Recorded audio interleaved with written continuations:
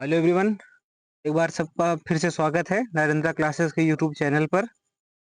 चलिए आज हम लोग शुरू करते हैं डाल्टन का परमाणु सिद्धांत, इसे कहते हैं डाल्टन की एटॉमिक थ्योरी। एक एक करके हम लोग समझेंगे सारे पॉइंट को। डाल्टन की एटॉमिक थ्योरी किसे कहते हैं? जैसा आप देख रहे हो लिखा गया है कि जॉन डाल्टन कौन थे? जॉन डाल्टन इंग्लैंड के एक स्कूल टीचर थे। जॉन डाल्टन का पूरा नाम है, इंग्लैंड के एक क्या थे? स्कूल टीचर थे। उन्होंने सबसे पहले यानी सर्वप्रथम वैज्ञानिक आधार पर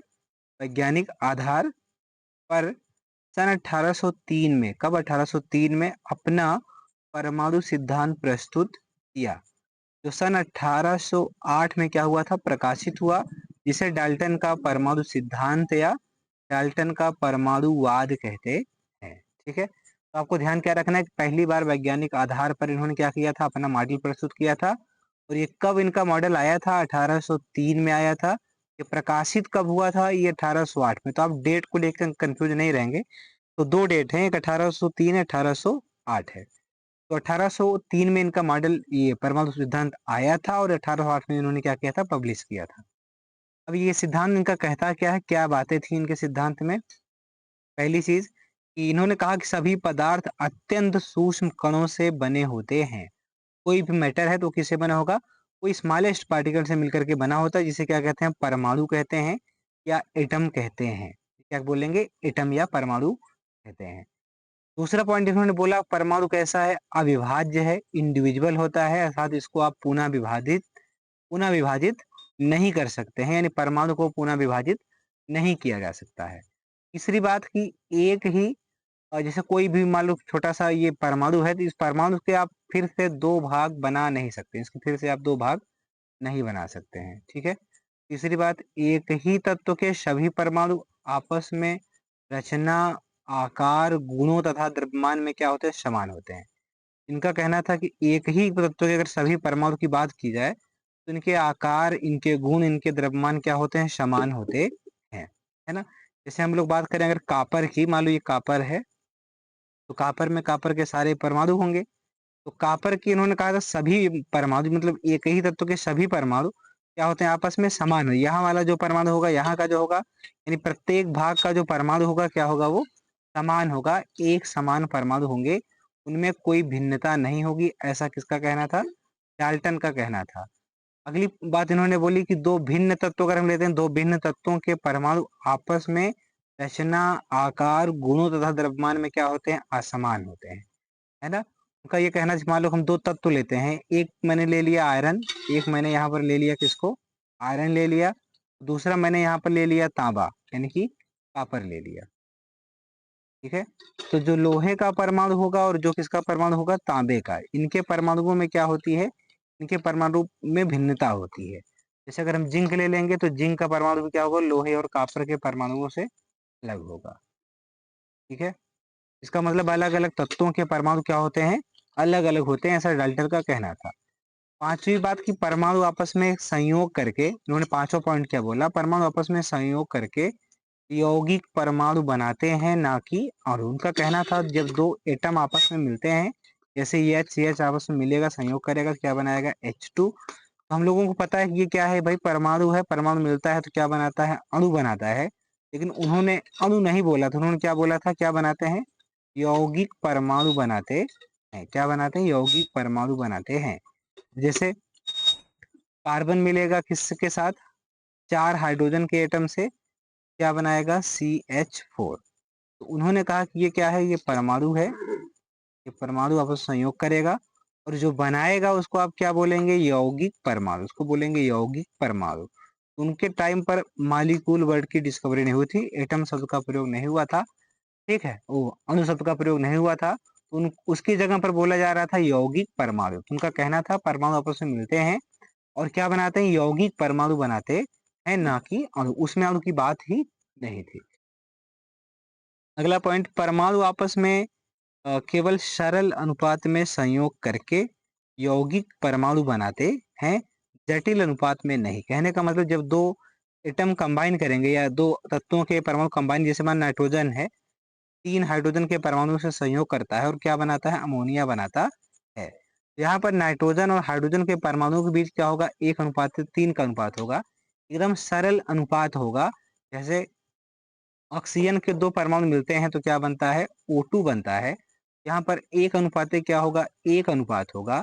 ऐसे ही कार्बन का 1 परमाणु ऑक्सीजन के 2 परमाणु से संयोग करेगा तो क्या बनाएगा? CO2 बनाएगा। तो यहाँ पर भाई 1:2 का अनुपात है। तो इनका कहना था परमाणु केवल सरल अनुपात में ही संयोग करके यौगिक परमाणु बनाते हैं, जटिल अनुपात में नहीं। यानी ये अनुपात आपका जटिल नहीं होगा, जैसे 7:13 आ गया इस तरीके से, 5:10 आ गया। तो ये ऐसे जटिल अनुपात की बात इन्होंने नहीं की थी। कुल क्या बोला? केवल सरल अनुपात, जैसे 1:1 हो गया, 1:2 हो गया, है ना? इस तरीके से 2:3 हो गया, 1:4 हो गया।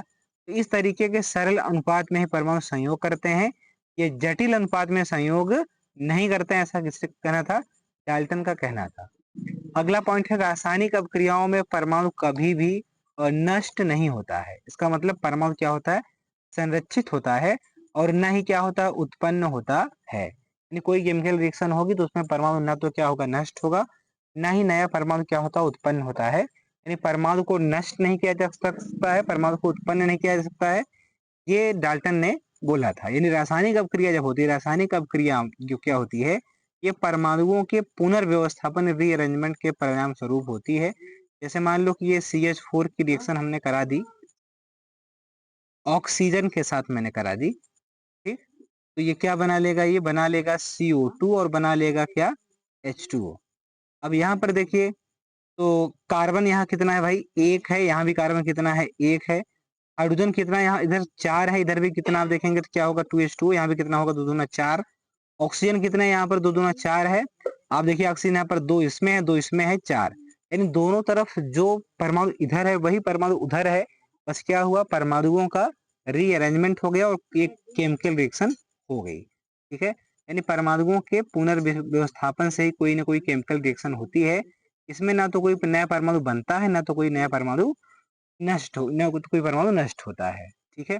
ये कुछ पॉइंट्स है किसके? डाल्टन के परमाणु सिद्धांत के। अब डाल्टन के परमाणु सिद्धांत के क्या लाभ थे, इसको पढ़ने से हमको क्या फायदा मिलता है, इसकी चर्चा करते हैं।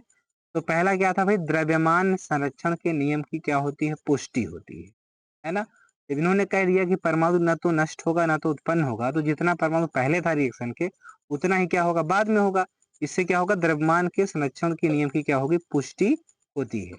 और दूसरा क्या था? परमाणु ही रासायनिक अभिक्रिया में भाग लेता है। जब कोई केमिकल रिएक्शन होती है तो डायरेक्ट कौन यहाँ पर टेक पार्ट करता है भाई? यहाँ पर परमाणु ही रासायनिक अभिक्रिया में भाग लेता है, अणु नहीं। ठीक है? तो इससे इस बात की भी क्या होती है? पुष्टि होती है। अब डाल्टन के परमाणु सिद्धांत की क्या कमियां हैं, क्या सीमाएं हैं, इसकी बात करते हैं। तो क्या कमियां हैं डाल्टन के परमाणु सिद्धांत की? तो पहली है भाई, इन्होंने कहा था परमाणु कैसा है? अविभाज्य है। लेकिन परमाणु अविभाज्य नहीं है। ये परमाणु कैसा होता है? विभाज्य है। ये डिविजिबल है। कैसा है? डिविजिबल। इसको आप पुनः 2 भागों में बांट सकते हैं, है ना? यह स्वयं 3 मूल कणों इलेक्ट्रॉन, प्रोटॉन व न्यूट्रॉन से मिलकर के बना होता है। आपको पता है कि परमाणु में कुछ और अस्थायी पार्टिकल भी होते हैं, जैसे पॉजिट्रॉन, एंटी न्यूट्रिनो, न्यूट्रिनो, है ना? तमाम होते हैं, लेकिन मुख्यतः क्या होते हैं? इलेक्ट्रॉन, प्रोटॉन, न्यूट्रॉन से मिल करके आपका परमाणु बना होता है। डाल्टन की ये बात क्या होगी? असत्य होगी। परमाणु क्या है? अविभाज्य है। दूसरी बात की एक ही तत्व के परमाणु क्या होते हैं? भिन्न भिन्न हो सकते हैं, इनके द्रव्यमान भिन्न भिन्न हो सकते हैं। जैसे आपने पढ़ा था डाल्टन के परमाणुवाद में कि एक ही तत्व के सारे परमाणु क्या होते हैं? समान होते हैं।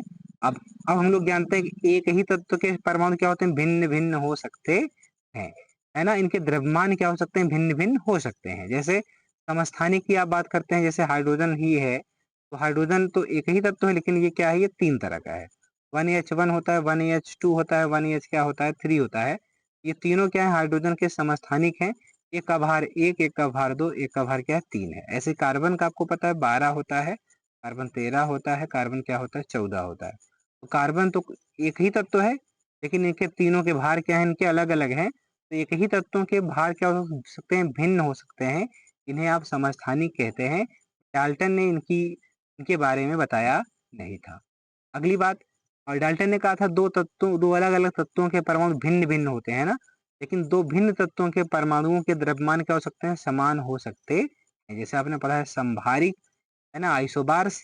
जैसे आर्गन हो गया आपका, आर्गन, पोटेशियम हो गया, कैल्शियम हो गया। इनके परमाणु क्रमांक तो 18 है, 19 है और कितना होता है 20 होता है, लेकिन भार इन तीनों के कितना है 40 है। अब तीनों क्या है अलग अलग तत्व हैं, लेकिन तीनों के भार क्या है समान है। तो अलग अलग तत्वों के द्रव्यमान समान हो सकते हैं, इस बात को डाल्टन नहीं बता पाए थे, यानी कि संभारी के बारे में डाल्टन नहीं बता पाए थे। परमाणु परस्पर संयोग करके क्या बनाते हैं, अणु बनाते हैं, मालिक्यूल बनाते हैं, ना कि यौगिक परमाणु, है ना। हम लोगों को पता है परमाणु क्या होता है भाई, ये कंबाइन करता है, क्या बनाता है, मालिक्यूल बनाता है, अणु बनाता है, यौगिक परमाणु नहीं।